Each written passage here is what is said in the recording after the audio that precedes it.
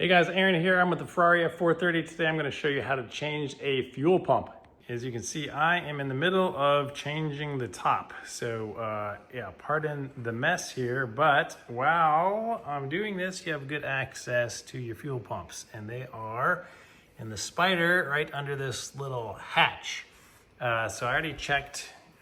If you've seen in another video, I show you the difference between an old one and a new one. We have a new one installed over there already. So I just purchased this car and we were just investigating and saw that this is still the old one. So I went ahead and bought a new one for preventative maintenance. These things can crack. They start leaking fuel on the top of them and they can catch on fire and burn your car down. So for a Spider, it's pretty easy to access them. You just start opening your top until your fins open up like this. Just pretend there's fabric over them. While this part is still open, you can stop, you can turn your car off, but when you turn your car off, these will lose hydraulic pressure and start coming down. So mine, because I'm doing the top, I have strung up here, or you can get a rod or something to put under here and prop them open. If you're replacing the fuel pump on that side, you obviously want to prop it up over there to give yourself room down here. But these little guys are just 3mm ones of these guys. So just remove all of these. All right, once you've removed them all, you can just get a fingernail or something under there, remove this, and this is our old one. So our top is white. You'll see on the new ones, the top is yellow, and that's a good indicator to know which version you have. I find it's always easier to see the part that we are replacing so you know what is happening. Oh, AW Italian, this is where I got this one. If you use discount code DIY10, you can get 10% off of any parts you buy there, including this. So we're talking like, I don't know, in the $500-ish range for a Ferrari fuel pump. All right, so this is what it looks like. There are wires and stuff down here, and on the driver's side in the US, on the left side is slightly different. It has that piece on it, I guess. I thought maybe I was gonna have to transfer it over. This is my first time looking at this. I thought I read somewhere that some of them have you transfer it over. And you can see these are springs, so I can push down on this. That'll come into play later, so you can understand the mechanism. And then you're gonna wanna have a tool similar to this. I'll put a link to these things in the description. Essentially what this is, it helps you get the ring off and to tighten the ring that holds it on there. So this is kind of a generic one. A lot of fuel pumps are very similar with the way the locking ring works. So you can adjust this one to use it on several different types of vehicles and their fuel pumps. So you can see this tool goes in here and lines up with the little notches to help you use a wrench on here to loosen and tighten them. First step we're gonna wanna do here is disconnect the battery. So we have a little kill switch here. We're just going to turn it like that until that light went off. Our battery is now disconnected. Just wanna disconnect these things up here. This is like a little locking pin, so you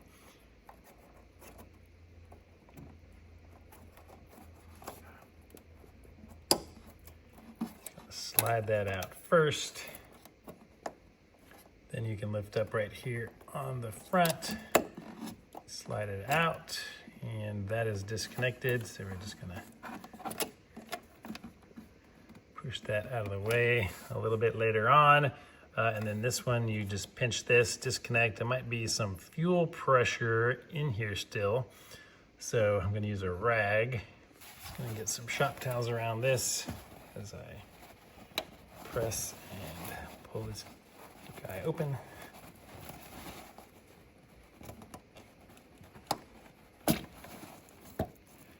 All right, I heard and felt a little bit of fuel come out of there. So we'll just kind of blot that up. I'm just gonna pull this connector off and out of the way, and this side. So I can rotate this one up on top of the other one to give it enough access to pull out and disconnect. Drop the tool in here, a little 3/8 inch ratchet. Oh, actually I need a socket over that thing. All right, this particular one is a 14 millimeter socket. Now, if I line, just gotta line these grooves up, get them down in here, and then I should be able to unscrew this ring with this tool. All right, we upgraded to the 1/2 inch. This thing was on there super tight. It was not gonna come off without this.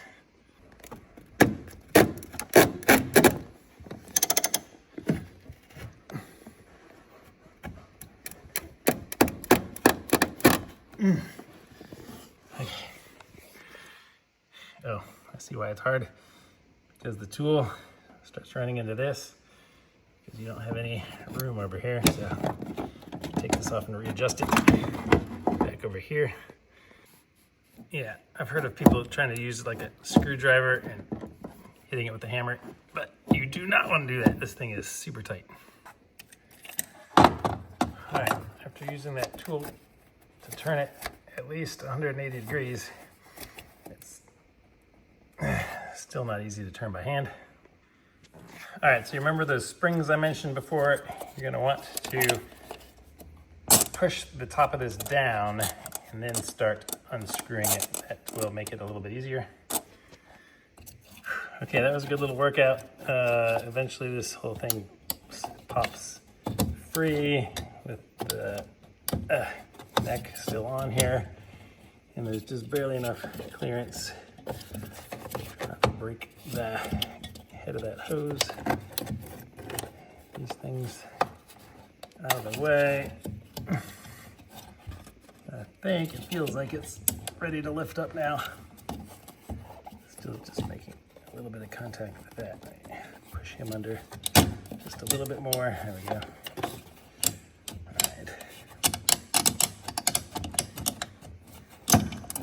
Okay, all right.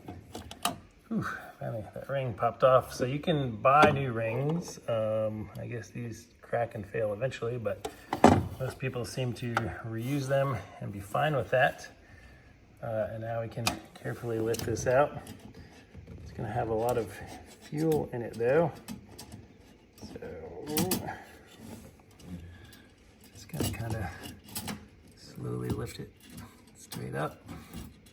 I think that's the plan.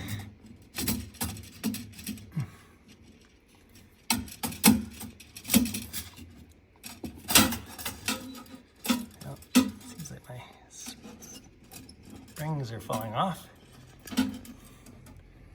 which maybe that's okay. So now we can see down in here, right into the fuel tank, and you see we have lots of fuel in here. So that's what that looks like. All right, can't get this thing out. Giant pet peeve of mine, content creators who make it look like it's so easy and you just pull it out. So had to do a lot of research, read about this. One thing I found on Ferrari chat was saying that on the bottom of the sump itself, said that there was like a metal nub that was holding this thing in, and they had to reach their hand in and like twist this thing to unlock it. So at the bottom I could see where possibly that would occur.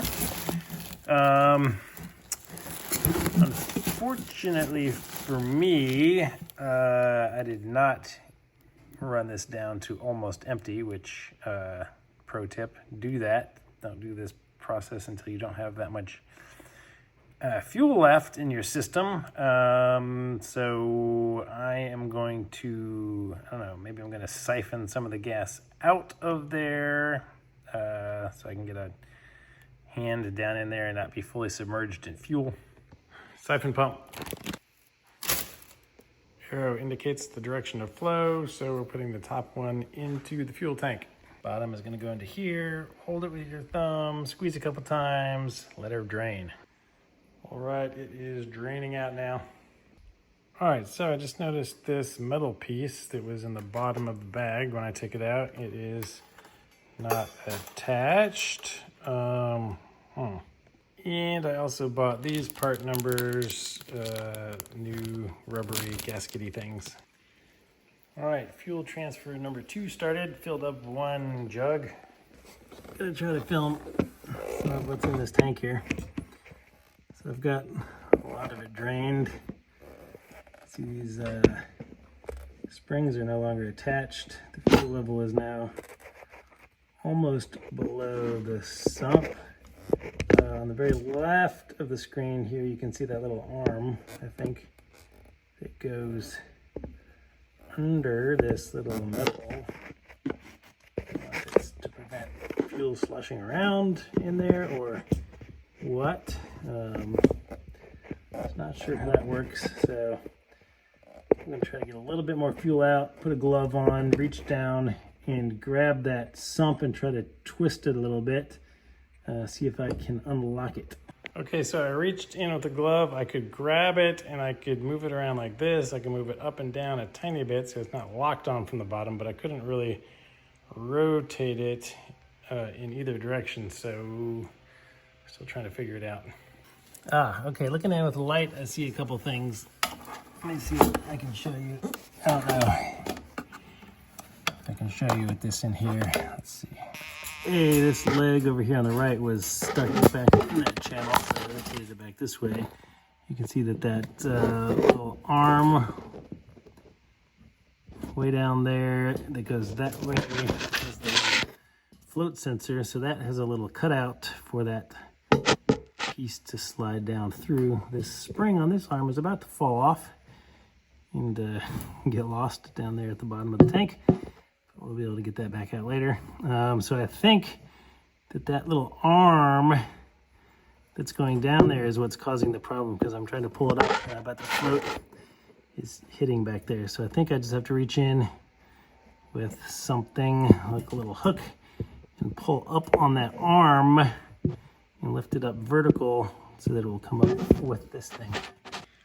All right, I got it loose. Just trying to show how I did it. So I took that pick, reached in, grabbed the edge of that little float. Oops. Pulled that float straight up, and then the springs were also getting caught down there. So I had to reach in, slide the springs up here, and then I just kind of grabbed the wire and pulled and shook it around. It was still stuck, and then it finally freed itself. So I'm gonna pull this thing straight out. And the bucket's still gonna be full of fuel, so I'm gonna try to cover up this so I don't get fuel everywhere. It'll be interesting to try to see how I get this thing back in there, because I had to take it out at this angle. These things were like this, and the bucket just barely came out. Bucket's still full of fuel. All right, so that metal thing is on the bottom of this like this. The little metal tabs pressing it in, so I guess it is supposed to be stuck on there.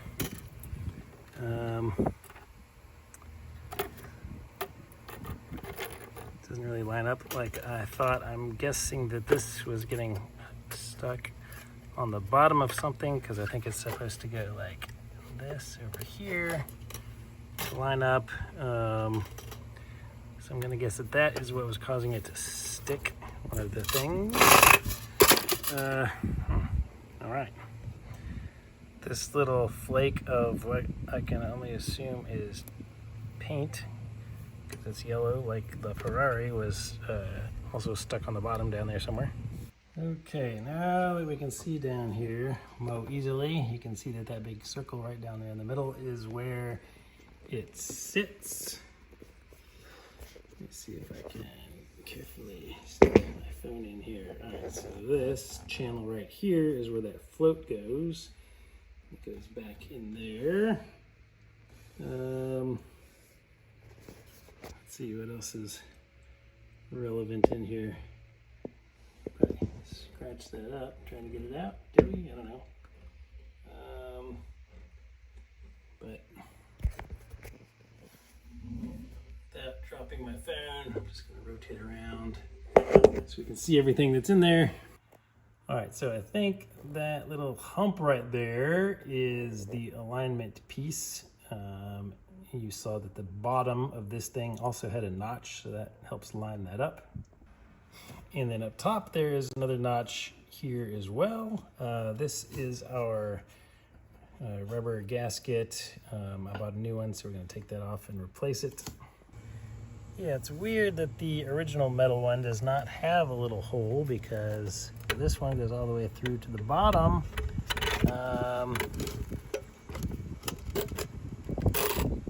But this piece does not have a cutout for it. I guess it kind of just comes in a little bit there. I don't know. Interesting. The new bottom metal piece has that little notch cut out there for it, so when it's lined up, it helps. All right, I just took some pliers and bent those little tabs down a little bit, pressed it on here, and it clicked into place. They're just held on by friction there. We got this lined up with our slot, so we should be ready to go back in.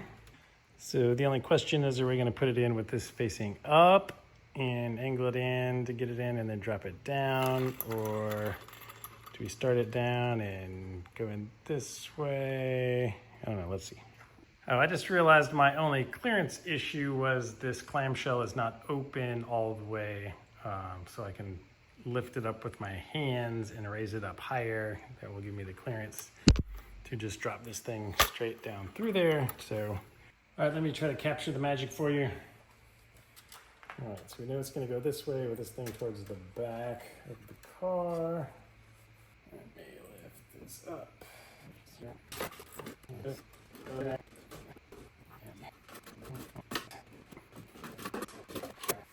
All right, this time I'm going to put the float in first, face down. Yep. That is the move right there.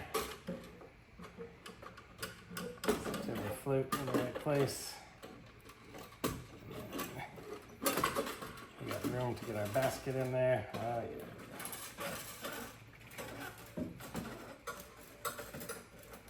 Right. So just drop him in here like so. Now I can look, make sure our float is in its right channel. Yep, our float is good. Now we just got to get the bottom in the circle.